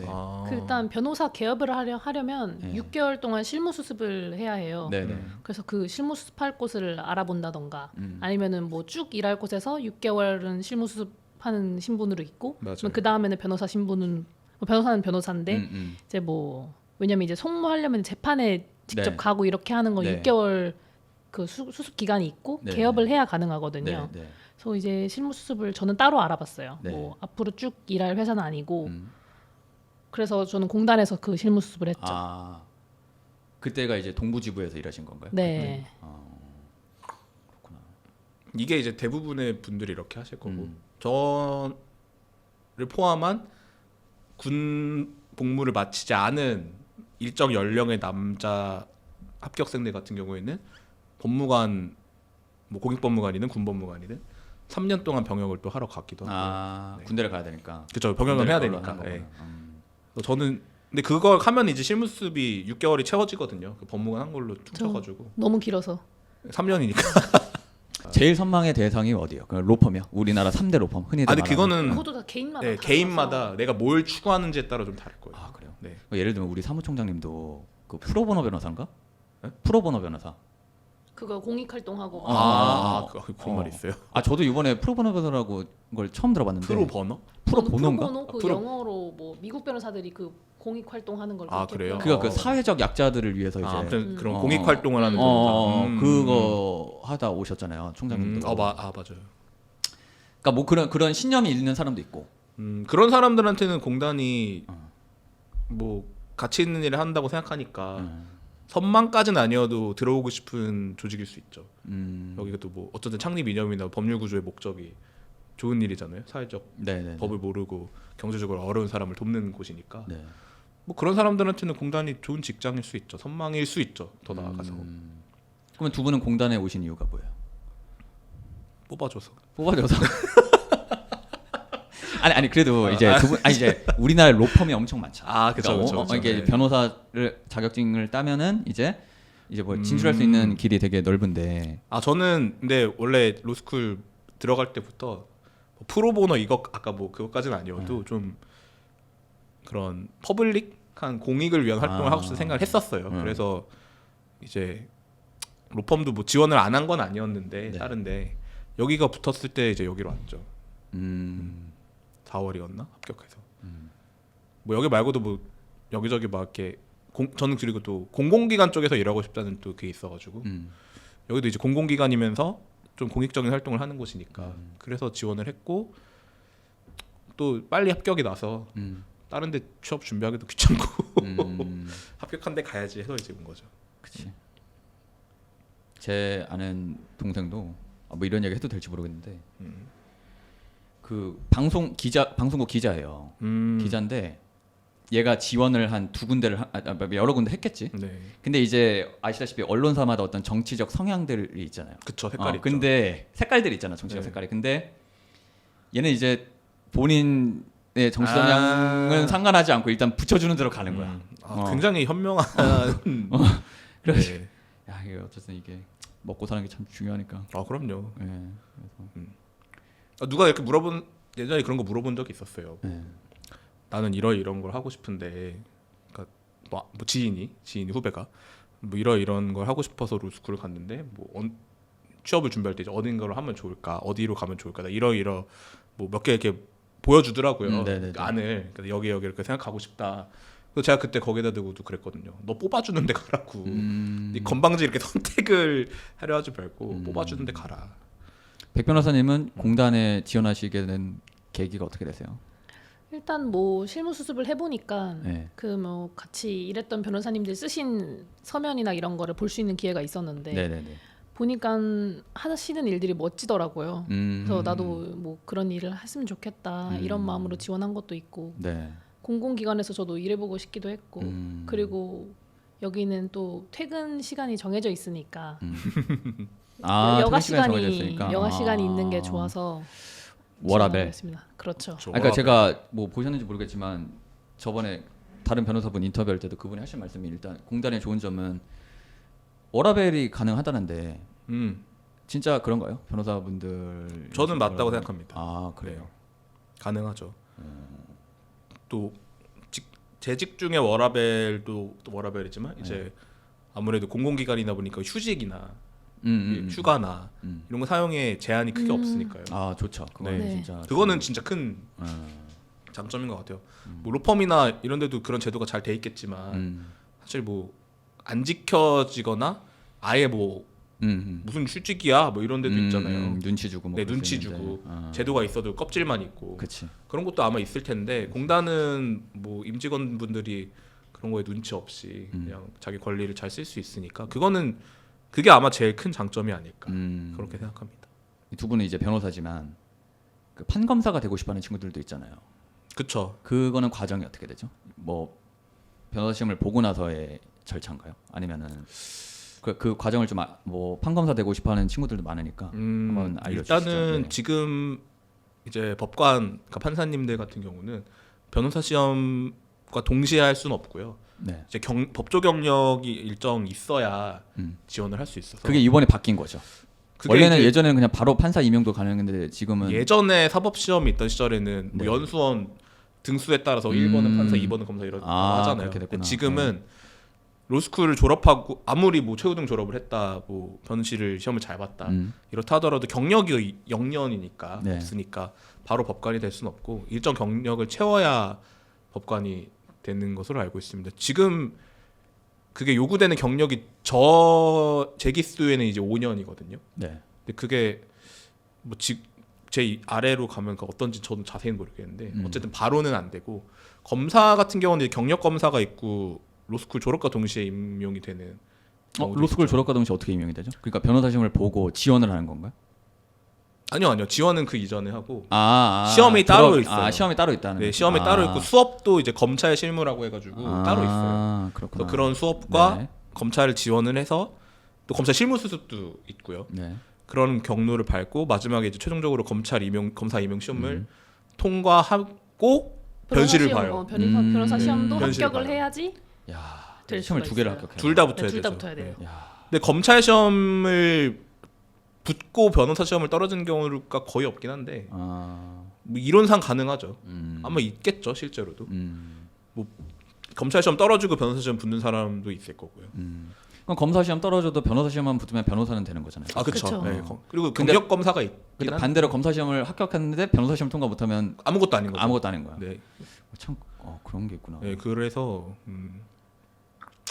오히려 검찰 시험을 붙은 친구가 변시 걱정을 더 많이 하는 걸 저도 보기도 했고요. 아 진짜. 왜냐면 얘는 이제 지킬 게 생긴 거잖아요.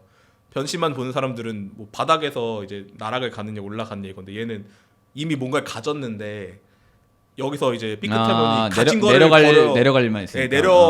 네, 던져야 되는 거니까 지킬 게 생기니까 이게 더 무서워하더라고요. 이거 검찰 시험 한번 붙었다고 이제 변시 한번 떨어진 거를 이렇게 봐주거나 하지 않거든요. 뭐 다음 시험에 붙으면 임용이 된다 이 개념이 아니라서 떨어지면 뭐 이제 끝이죠. 그럼 이제 안타깝게. 그리고 또 법무관들을 대상으로 이제 법무관들은 또 완전 그건 아니잖아요. 완전 신규는 아니고 네. 각자의 그 보직에서 경험을 쌓은 애들인데 걔네들을 또 대상으로 검찰 임용 시험을 하기도 합니다. 법무관님들을 대상으로. 검찰은 그런 경로나 또는 이제 경력 검찰을 뽑기도 하는데 이제 신규 임용보다는 확실히 숫자가 적죠. 그 정도. 요즘 뉴스 보시면 그 챗 GPT라고 아시죠? 제가 알죠. 예전에 여기 팟캐스트에서도 내부용 팟캐스트에 한번 얘기했는데 챗 GPT라고 요즘 되게 핫하거든요. 맞아요. 그게 장난이 아니에요. 그게 제가 봤을 때는 좀 뭐라 그래야 될까? 그러니까 제 개인적인 생각이에요. 제 생각이 다 맞는 건 아니지만 그게 조만간 어떤 모든 전문직의 어떤 그런 것들을 다 엄청난 위협이 될 것 같아요. 그게 제 판단이 틀릴 수도 있는데, 근데 그러니까 이제 로스쿨을 가고 싶은 친구들은 이제 다들 법조인이 되고 싶은 거잖아요. 변호사, 판검사가 되고 싶어서 이제 뭐 어떤 그렇게 하고 싶은 건데. 근데 이제 내가 이제 변호사만 보고 달려왔는데 합격을 했더니만 이제 뭐 챗GPT다 뭐다 해가지고 빙이다 이거 하면은 좀 허탈할 것 같아. 물론 뭐 알아서들 잘 먹고 잘 사시겠지만 이게 좀 그런 부분을 무시할 수가 없을 것 같은데 이게 제가 왜 이런 말씀을 드리냐면 이게 피부로 좀 와닿는 것 같아요 요즘은. 그러니까 과거에는 뭐 우리도 학교 다닐 때 AI가 모든 것을 대체할 거예요. 뭐 이렇게 뭐 학교에서 배우면은 학교에서 배운 건 아닌데 아무튼 그런 소리를 들으면 그냥 먼 훗날의 얘기 같다 그랬는데 요즘은 좀 피부로 와닿는 것 같거든요. 실제로 이제 눈에 보이니까요. 그렇죠. 그러니까 약간 뭐 이야기가 그러지 약간 이런 거야. 예를 들면 한 10년 전만 해도 K-팝이 진짜 우리나라 K-팝이 외국에서 우리나라 K-팝 외국에서 인기 많아요 이러면은 사실 좀 우리끼리 좀 자아자찬하는 그런 느낌이 있었는데 지금은 진짜로 우리나라 K-팝이 전 세계에 영향력을 펼치고 있잖아요. 지금은.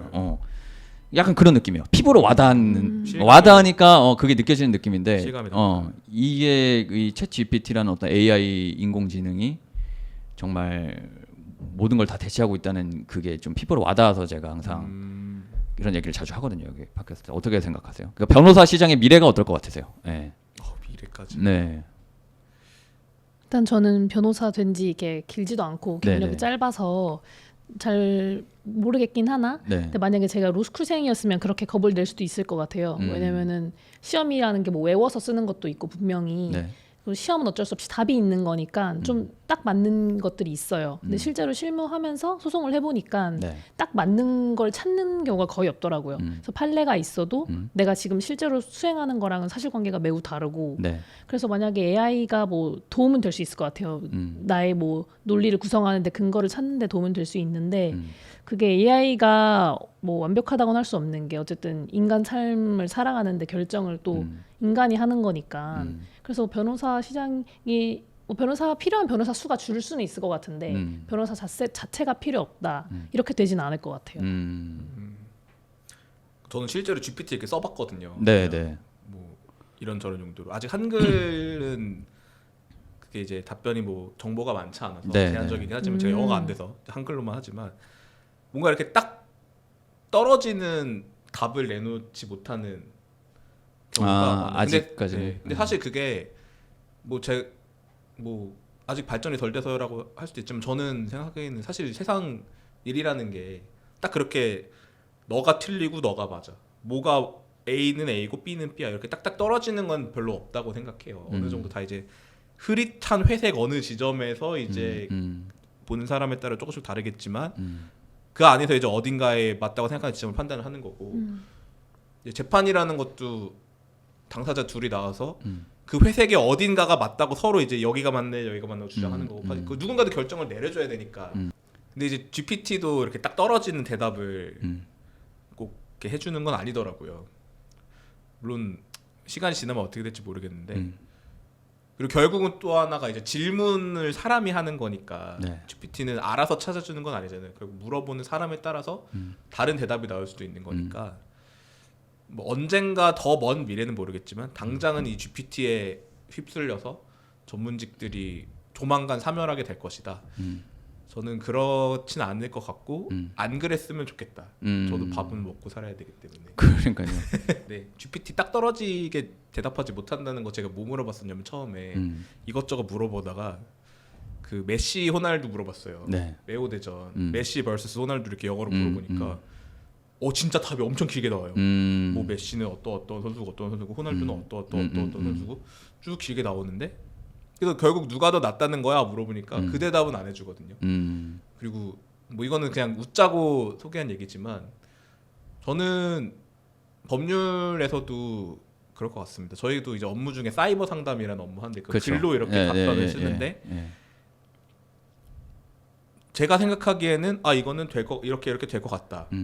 근거는 판례 근데 사실 이렇게 확신을 하기가 힘들어요. 왜냐면 내가 혹시 틀릴 수도 있고 내가 모르는 무언가가 있을 수 있으니까.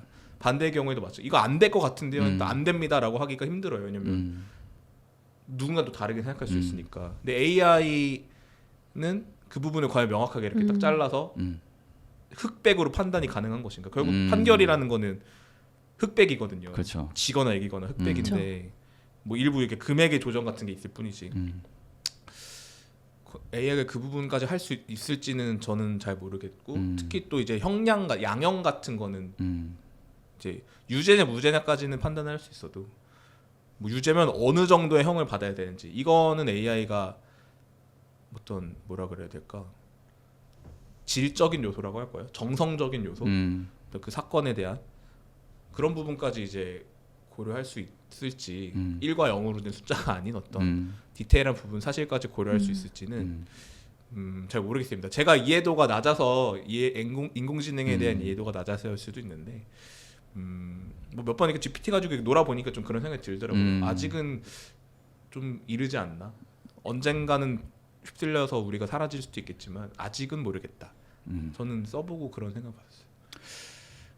그러니까 이게 제가 오늘 아침에 본 뉴스 기사인데 영국의 어떤 로펌은 이제 그러니까 그 챗 GPT가 이제 다 법률 그 챗 GPT 같은 AI가 모든 걸 다 거기서는 이제 해결을 하는 거죠. 뭐 소장도 쓰고 그런데 대신에 이제 챗 GPT에 어떤 명령어를 입력하는지가 중요한가 봐요. 그러니까 어떤 명령어를 입력하냐에 따라서 이제 어떤 소장이 다 각각 다르게 나오는데 그 명령어를 입력하는 사람을 채용하더라고요. 그러니까 변호사를 채용하는 게 아니라. 물론 변호사들이 그 부분에 대해서 잘 알겠지. 뭐 어떤 걸 넣어야 어떤 소장이 나오고 뭐 하니까. 그래서 그러니까 그래서 이제 거기서 하는 말이 이제 앞으로는 뭐 지금 우리 시대에는 정확한 답을 빨리 내는 사람이 유능하다면 이제는 창의적인 질문을 누가 하냐, 창의적인 질문을 해서 그 창의적인 명령어를 입력할 수 있는 사람이 진짜 능력 있는 거다. 뭐 그렇게 할 거라는데. 그건 굉장히 타당한 말인 것 같습니다. 질문에 따라서 답이 또 다르게 나오니까요. 그러니까 어떤 질문을 해서 그 안에 수많은 데이터들이 있을 텐데 내가 질문을 해서 그 답을 끌어내는 건 사실 그 질문하는 사람의 또 능력이라고 볼 수 있는 거잖아요. 질문을 잘하는 사람이 또 이 전문직 업계에 또 다른 평가일 수도 있겠네요. 사실 아직 어떻게 될지는 잘 모르겠는데 막 뉴스들 보면은 막 그런 말들 나오잖아요. 뭐 GPT가 미국 로스쿨 시험을 붙었다. 방금처럼 영국에서는 아예 GPT로 이제 자료를 찾는 걸로 대체하기로 했다. 이런 거 보면 사실 좀 살짝 무섭다는 생각이 들 때는 있죠. 진짜 없어질 수도 있겠는데 한 10년, 20년 내에 그런 생각 가끔씩. 네, 아무튼 결론은 맘 놓고 로스쿨 다녀라. 지금은. 지금은 그, 겁먹지 말고. 저는 그렇게 생각합니다. 맘 놓고 로스쿨 다녀라. 그렇죠. 그걸 걱정하면 사실 할 수 있는 게 별로 없어요. 그러니까요. 인공지능이 많은 부분을 대체할 텐데. 그렇죠. 의사든 뭐 그러니까 그 GPT가 이제 뭐 의사 시험도 붙고 뭐 경영학 시험도 붙고 한대잖아요. 그럼 뭐 나 뭐 하란 거야? 아니 또 뭐 그런 얘기도 있더라고. 그러니까 뇌에다가 칩 같은 걸 심는 거예요. 근데 그게 공상과학 영화에 나오는 이야기가 아니라 이미 하고 있대요. 인간의 뇌를 컴퓨터 수준으로. 그러니까 그쵸. 인간의 뇌를 일론 머스크 백과사전 칩을 심는 거야. 그러면은 내 머리 안에 GPT. 그러면은 그때는 진짜 전문직이 무슨 의미가 있냐는 거죠. 다 칩 싣고 다 내가 판사고 내가 다 그렇게 되니까. 다 칩 싣고 다니면 되니까. 그럼 분쟁이 확실히 적어지긴 하겠네요. 네, 확실히 적어야죠. 일이 줄어들고. 미리 예방하겠네 분쟁을. 네. 그때 돼서 이제 로스쿨 하고 힘들게 공부한 우리 친구들은 아니 내가 이러려고 뭐 당장은 걱정할 필요가 없지 않을까. 뭐 알아서들 잘 사시겠지만 그냥 네. 요즘 피부로 와닿길래 그냥 미래는 진짜 어떻게 될지 모르는 거니까. 저희 아무도 모르죠. 그렇게까지는 괜찮지 않을까요? 마지막으로 우리 수험생 친구들한테 로스쿨 입학을 희망하고 변호사 법조인이 되고 싶어하는 모든 친구들한테 한 말씀 해주시죠. 글쎄요, 왜 변호사가 되고 싶어하시는지 모르겠지만 기왕에 뭐 목표를 세우셨으면은 열심히 해서 좋은 결과 있으셨으면 좋겠고, 그냥 저는 옛날부터 이런 생각을 많이 했거든요. 이게 네. 사람이 어떤 목표를 가지고 노력을 하다 보면 자꾸 동기를 찾게 돼요. 그러니까 내가 공부하기 싫으니까 내가 이런 생각을 하는 거죠. 나 이거 왜 하지? 이거 왜 하지? 그러니까 뭔가 이유를 찾아야 내가 이거 할 수 지금 너무 못 하겠으니까 뭔가 이유를 찾아야 나를 좀 더 앞으로 내보낼 수 있을 것 같은 그런 고민을 하게. 저도 그랬고요. 근데 저는 그런 고민이 만약에 든다면은 오히려 머리를 비우는 게 답이다라고 좀 말씀드리고 싶어요. 동기는 사실 누군가는 정말 명확한 목표의식이 있어서 내가 로스쿨이나 변호사나 뭐 판검사나 길이 있겠지만 두루뭉술한 사람이 되게 많을 것 같거든요. 저도 그랬고요. 그냥 뭐 좋은 직업이니까 뭐 돈을 많이 벌 수 있으니까 사회적으로 인정을 받으니까 이런 뭐 다 타당한 이유잖아요. 부끄러운 이유가 아니잖아요. 근데 이제 그런 이유들을 사실 내 동기부여를 하기 좀 부족하죠. 그냥 막연하니까. 네. 근데 그런 막연한 이유로 이 목표를 세우고 노력을 하는 중이라 하더라도 너무 힘들 때마다 그 목표를 그렇게 되새기면서 동기부여를 하라고 하지 말고 그냥 머리를 비우고 이제 무념무상의 자세로 하는 자세가 좀 필요하다. 좋은 결과를 위해서는. 그런 인터넷 짤방도 있잖아요. 김연아 전 선수한테 연습할 때 무슨 생각하면서 해요 하니까 뭔 생각을 하냐, 그냥 하는 거지. 그러니까 그냥 하는 자세가 필요하다. 맞아요. 머리 비우고 그냥 이거 이왕 하기로 했으니까 그냥 해라.